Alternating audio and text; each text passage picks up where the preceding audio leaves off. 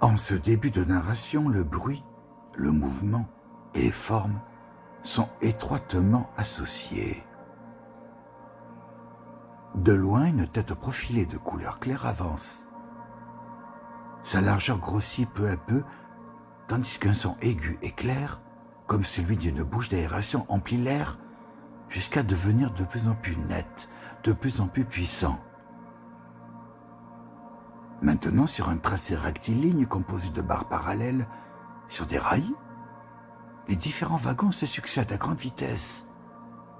Le faible intervalle libre entre eux créant une rupture régulière dans le bruit ample et étouffé de la masse totale qui n'a pas encore fini de franchir le même point, le même niveau.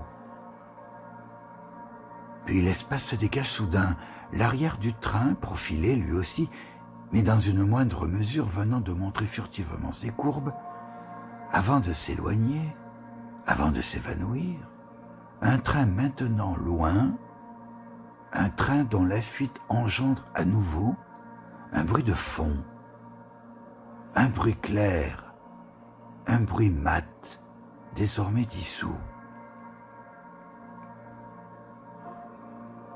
Un peu plus tard, après le passage du train, la forme narrative se concentre sur un compartiment, sur un espace voyageur prévu pour 6 ou 8 personnes. Un espace convertible en salle de travail ou d'études. En quelques gestes, une table a pu être montée à partir de son support encastré dans la paroi extérieure, juste au-dessus de la vitre. Ici, un certain nombre de textes ont été commencés, ébauchés. Un certain nombre de fictions ont vu le jour, au fil des heures, du défilement extérieur du paysage, au fil de l'imagination aussi. Des paragraphes ont été soigneusement écrits, raturés parfois, avec des annotations dans les marges. Des feuillets ont été rangés, compilés, classés, protégés. D'autres ont été sortis, repris, corrigés. Des formes narratives ont pris forme dans cet espace, entre ces sièges, ce sol, ce plafond et cette table périmètre indispensable à l'élaboration d'écrits inachevés, d'écrits en mutation. La vitesse du train vient de décroître de manière substantielle. Le couloir parallèle au compartiment, au milieu du train, en son début, à sa fin, est baigné de lumière, celle qui pénètre les immenses vitres de la ligne rectangulaire extérieure, une ligne qui semble interminable. Dans un autre couloir, identique en tout point au précédent, le narrateur, à la suite d'une disjonction des portes intermédiaires, une disjonction latérale, a avancé sa silhouette qui se fait entendre par le bruit de ses pas. Un bruit mat, discret, un bruit neutre. La foulée continue, déambulatoire, avant de s'arrêter quelques instants, donnant toute latitude au silence. Un silence compact qui permet de se rendre compte du capitonnage intégral de l'espace intérieur, de sa totale insonorisation. Puis ce sont des pas inverses qui reprennent, le narrateur ayant décidé de rebrousser chemin pour marcher dans l'autre sens ou rejoindre le compartiment. Le paysage change assez souvent, offrant à l'œil des formes géométriques mouvantes, des formes aisément identifiables qu'il est donc possible de qualifier pour aller un peu plus loin dans la description courante ou dans le contour adjectival des choses en l'état. Des terres arasées sans doute abondamment cultivées, des forêts plus ou moins denses, dont la présence atteste de l'aspect initial de la nature, des champs bordés, autrement dit des bocages. Ces paysages dans le paysage, cet enchâssement, pourrait-on dire, est une succession de courbes et de droites, où la verticalité et l'horizontalité sont en alternance. Une alternance qui apparaît rapidement, qui se reproduit en corrélation avec la vitesse élevée de la machine, en corrélation avec la topographie des régions. Pendant ce temps, les formes narratives ont encore bougé. D'improbables voies ont été empruntées afin de trouver une destination encore inconnue.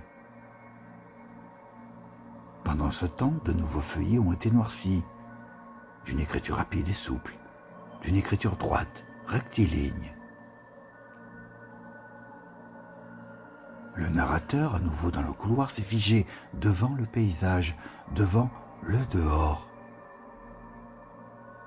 Sa tête maintenant se tourne vers l'avant du train, là-bas, au loin, qui se dessine de plus en plus grâce à une portion ferroviaire en forme d'arc, qui permet de voir le lien étroit, indissociable, entre la machine et le sol.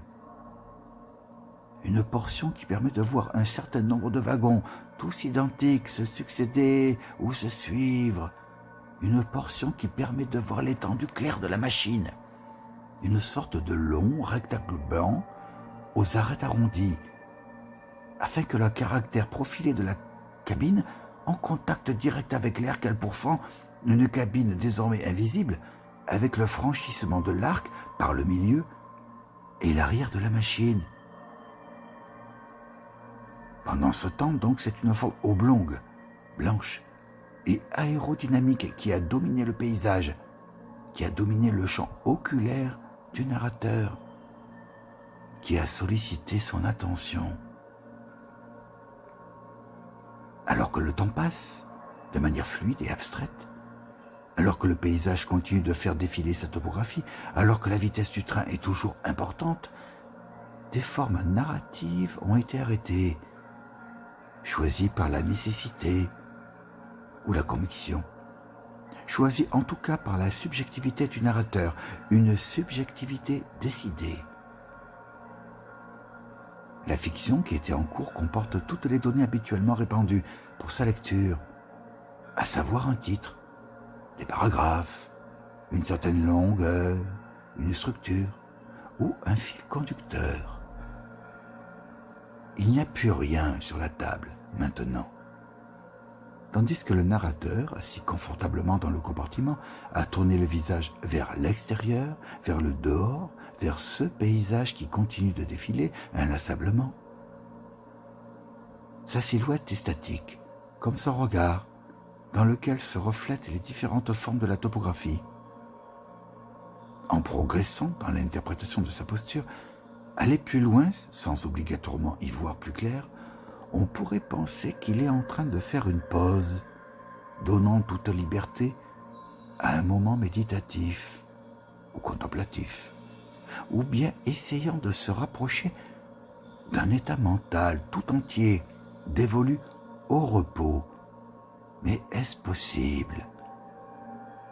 À moins qu'il ne songe déjà, volontairement, involontairement, à de nouvelles formes narratives qui tôt ou tard devront être couchées sur le papier. Puis c'est la vitesse du train qui se fait à nouveau sentir à travers le défilement accéléré du paysage, une sensation si grande qu'elle occupe toute la place de la narration, une narration si importante qu'elle a comme effacé ou gommé les précédentes supputations sur la disposition mentale du narrateur, comme si elle n'avait jamais existé en somme. Le compartiment, le couloir, la table, la vitre, le paysage, la vitesse, la sinuosité du train, la mobilité de la narration, l'aérodynamisme de la machine, le passage de son volume sur les rails, les pas du narrateur dans le couloir, le rangement des feuillets, Et à nouveau, encore, à partir d'un point plus lointain, qui ne sera qu'un espace de transition, la tête du train est en train de pointer. Elle devient de plus en plus grande, de plus en plus nette.